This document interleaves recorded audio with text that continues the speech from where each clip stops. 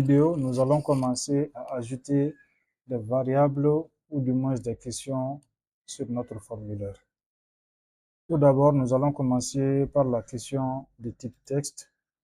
Nous allons mettre la question « Comment allez-vous » et la réponse, c'est des questions de type texte parce que le répondant est amené à donner son nom que nous allons saisir. Donc, c'est les questions de type texte que nous prenons ici.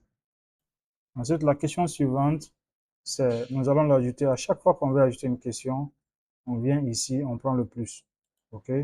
On prend le plus, on met la question suivante, quel âge avez-vous? Et ici, l'âge, c'est un nombre entier.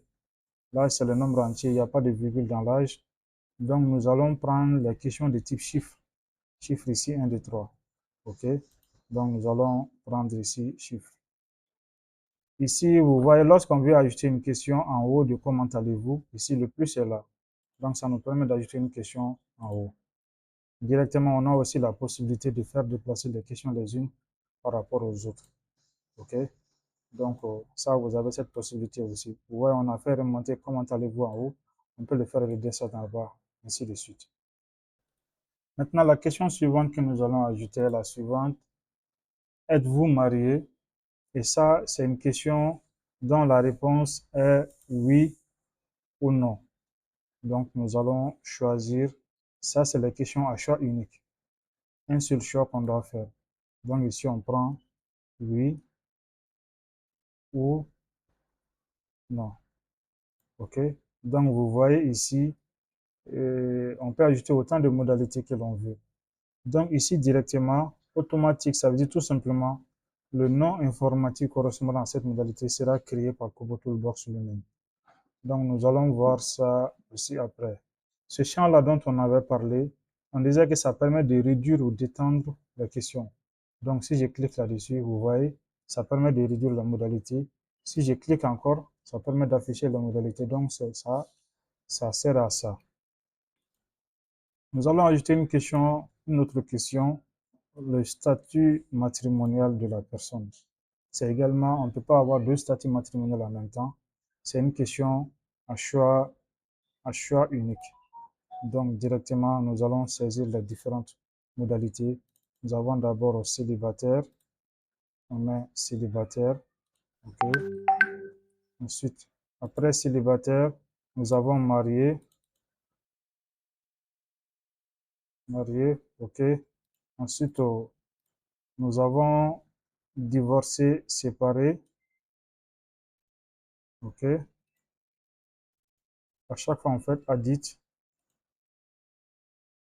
OK. Ensuite, nous avons également veuf ou veuve. Voilà. Donc, nous allons nous limiter à ces quatre modalités. Donc, click to edit another réponse. Donc, j'ajoute sur ça et directement, voilà, on s'arrête là. Donc, ensuite, nous allons ajouter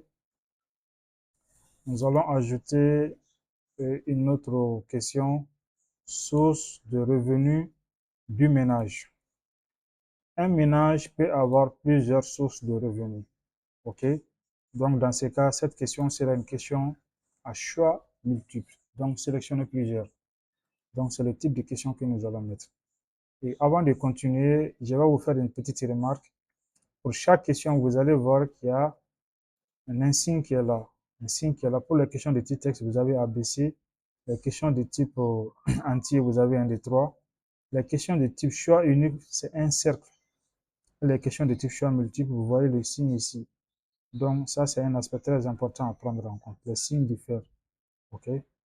Donc, nous allons continuer ici. La première modalité que nous allons prendre, c'est travail salarié. Ici, qui est là. Et ainsi de suite, on ajoute toutes les autres modalités. Donc, vous voyez ici, dans notre cas, nous avons 4 modalités. Et à chaque fois, il y a une bonne pratique aussi qui est là, que j'avais oublié de vous dire. À chaque fois qu'on ajoute une question, vous voyez ici cette partie, l'étoile qui est là, ça veut dire qu'il y a des changements qui ne sont pas enregistrés. Donc ici, directement, nous allons cliquer sur sauvegarder et le message qui s'affiche est le suivant, mise à jour réussie. Donc à partir de là, même si vous n'avez plus d'électricité ni de connexion, tout le travail qui a été fait sera enregistré et sera restitué une fois connecté. Donc, vous voyez qu'ici, l'étoile a disparu, ça veut dire qu'il n'y a pas d'autre changement à insérer.